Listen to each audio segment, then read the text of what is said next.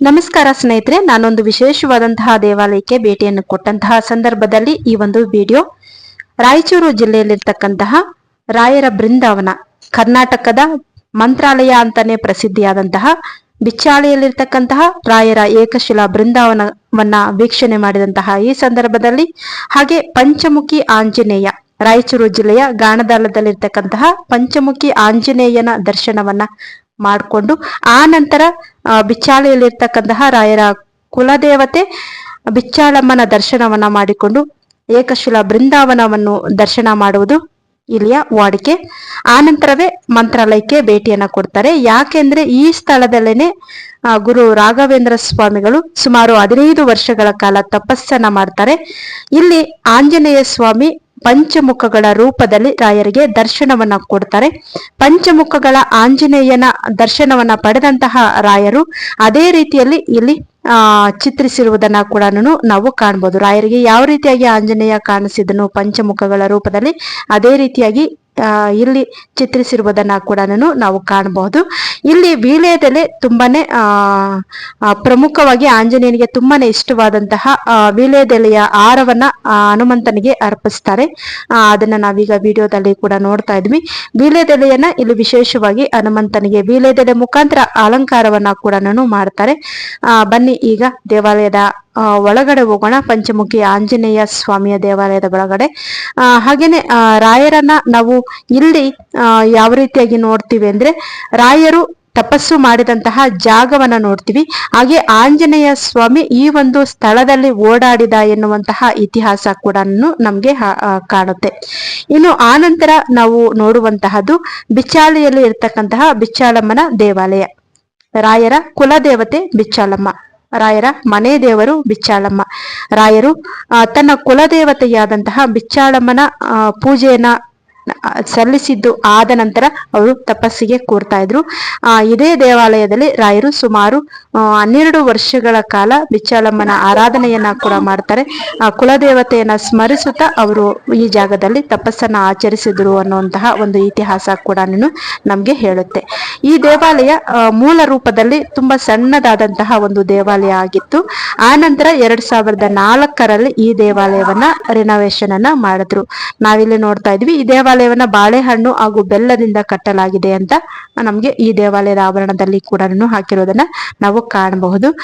ತುಂಬಾನೇ ಅದ್ಭುತವಾದಂತಹ ದೇವಾಲಯ. ನೀವೇನಾದ್ರೂ ಮಂತ್ರಾಲಯಕ್ಕೆ ಭೇಟಿಯನ್ನ ಕೊಟ್ರೆ, ಕರ್ನಾಟಕದ ಮಂತ್ರಾಲಯ ಅಂತಾನೆ ಪ್ರಸಿದ್ಧಿಯಾದಂತಹ ರಾಯಚೂರಿನಲ್ಲಿರ್ತಕ್ಕಂತಹ ಈ ಒಂದು ದೇವಾಲಯಕ್ಕೆ ಭೇಟಿಯನ್ನ ಕೊಡುವುದು ಕೂಡ ಮರಿಬೇಡಿ. ಬಿಚ್ಚಾಳಮ್ಮನ ದೇವಾಲಯ ಅದರ ಪಕ್ಕದಲ್ಲೇನೆ ನಾವು ರಾಯರ ಏಕಶಿಲಾ ಬೃಂದಾವನವನ್ನು ಕೂಡ ನೋಡ್ತೀವಿ. ನಾವೀಗ ದೇವಾಲಯದ ಆವರಣವನ್ನ ನೋಡ್ತಾ ಇದೀವಿ.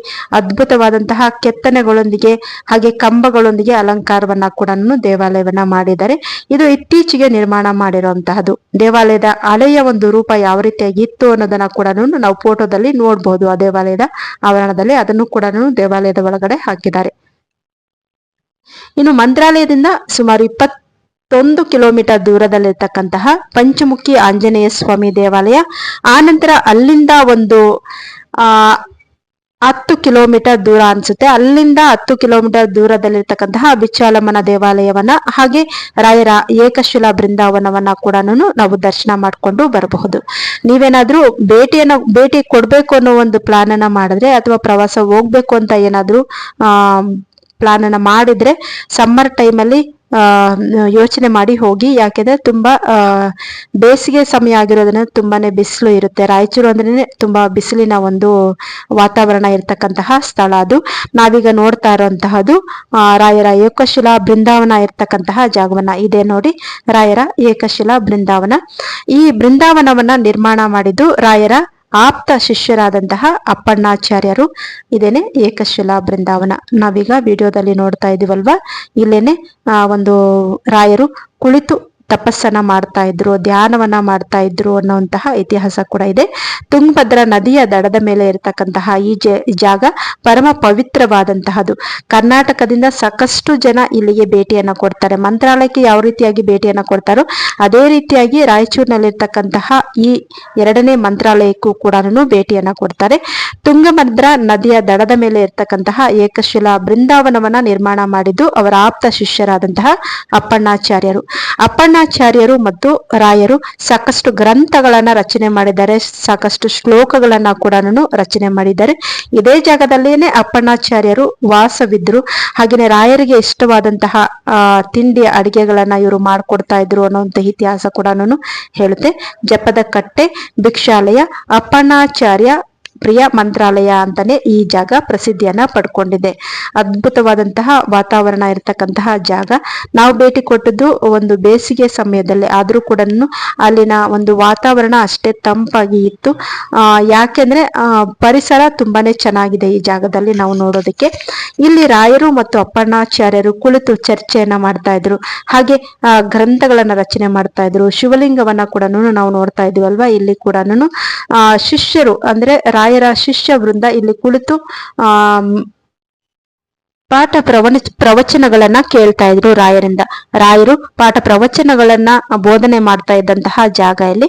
ಶಿಷ್ಯರಿಂದ ಇಲ್ಲಿ ಕುಳಿತು ರಾಯರ ಒಂದು ಬೋಧನೆಗಳನ್ನ ಕೇಳ್ತಾ ಇದ್ರು ಅನ್ನೋ ಒಂದು ಇತಿಹಾಸ ಕೂಡ ಇದೆ. ಆ ರಾಯರು ಇದ್ದಂತಹ ಸಂದರ್ಭದಲ್ಲಿ ಯಾಗ ಹೋಮ ನಡೀತಾ ಇದ್ದಂತಹ ಜಾಗ ಇದು. ಆ ಜಾಗವನ್ನು ಕೂಡ ಹಾಗೆ ಸುರಕ್ಷಿತವಾಗಿ ಸಂರಕ್ಷಣೆ ಮಾಡ್ತಾ ಬಂದಿದ್ದಾರೆ. ಇಲ್ಲಿ ನಾವು ನೋಡ್ತಾ ಇದೀವಲ್ವಾ, ಏಕಶಿಲಾ ಬೃಂದಾವನ, ಹಾಗೆ ಜಪದ ಕಟ್ಟೆ, ಹೋಮ ಮಾಡ್ತಾ ಇದ್ದಂತಹ ಹೋಮಕುಂಡ, ಗಣಪತಿಯ ಮೂರ್ತಿ, ಉಗ್ರ ನರಸಿಂಹನ ಮೂರ್ತಿ, ನಾಗ ದೇವತೆಗಳು, ಹಾಗೆ ಶಿಷ್ಯಂದಿರು ಕುಳಿತು ಬೋಧನೆಯನ್ನ ಕೇಳ್ತಾ ಇದ್ದಂತಹ ಕಟ್ಟೆ ಇರಬಹುದು.